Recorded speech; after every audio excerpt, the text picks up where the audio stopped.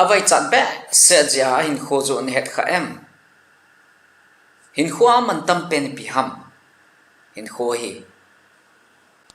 ka hin kho ka zo e ti a bazara to pi le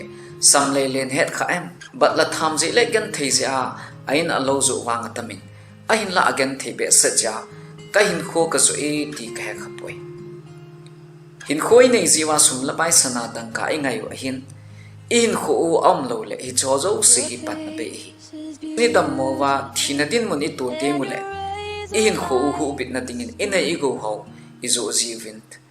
a hin la nei le go hu bit na tingin koi man a hin kho azo khapoi hi se chu ni hin kho wa aman tam pen chu hin kho a hi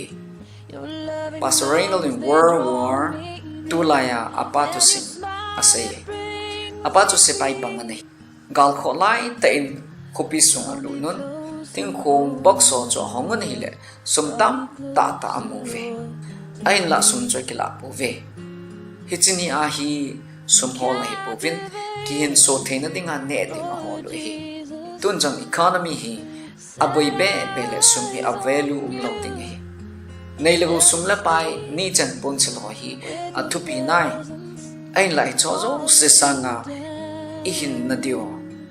bu thu pi zo hi Ben Hadad in Samaria ko pi cho su mang ding nai to in aspai ko to awum kim ve levin koima alu da pot be helin a koi koima alu da pot om thelo phat chan ko pi sung chu kel a ratan masanga na ne lo helo sanga lu chang zo ane ta ve chule masanga na ne kha lo hi wa palte e zo ana ne ve chule thusima ki sai dinga zong dei lo ta zong le nu ten acha te je mo chu ki hin so te te na dingin ana ki thawin ana ne ve so pite hin kho va hin ngai cha atam be sa jin i ngai cha pe na zong a khe thei ji ta boy in kho vai ngai cha pe nu hi hin na hin chule in kho va aman tam pen in kho hi missionary khan hi communist se pai hon amat na wagan thai ta on lai jin hi tin ase ka bible ka ngazin ka bible am ta boy ka sa khaw ka ngazin ka sa khaw jong am ta boy ka loi ka go ka ngazin ka loi ka go am ta boy ai hin la ka hol ho zo sei am lo lai jin ka hol pen ka ko ma ano min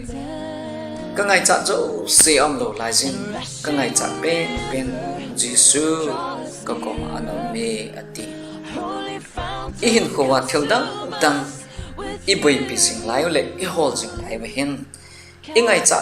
penu jisu in nei ji we pa kai jisu pathin lengam thu a hil che na dingin lo la ya thil lu ki se ku thule ma na sei Matthew kong som thum chang som li le li apana som li le ku chan chu jong le ban lengam chu lo la ya ki sel ku thil lu ta bang hi hi chu mi khat to win amu to in a sel gun chu le ki pa ta in a chin anei zo si a chu in hi chu lo chu a cho nei so pite hi chu phat la ya hi banking or saving ti anom lo hi thil lu ai lo thil man tam ho chu lo la ya ana vi si we khat vei ve le a vi pa ai lo le anei pa hi thi ji a thil lu sel chu a lo la ya chu ji hi a thi zwa a lo a ki zu ding te a cho ding pa chu lo chu a ve chia izem tia thil ki sel gu chu a mu do te anei zo se a zwa cho ji first century ta san cha ten jisu hi ate building anom sa lovin mantam pena ane ain kho to the ding so ki man wa an sa ve is it chun bol gim gen thena le thina an ki cha povin jam masanga an kun pove ahin la wang se ta en tu khanga hon sumla pai sanadang ka chule le sit lo pin le lam na ho to i he ji ve sanadang ka sumla pai in le lo kho sa pu te ka ti he poi atupi penin koi pu te jisu to le pu te ka ti nai nei lago sumla pai in le lo tam ta ne chu mi bol thai ta hi koi hi le a hin na ching tu wang chu mi ching ta hi ahin la nei lago sum la pai in le lo jong ne ya ahin na jong kitchen tu mawang chu miching mong le minun no me hi pathinin angai ho zo se phathei bo ta hen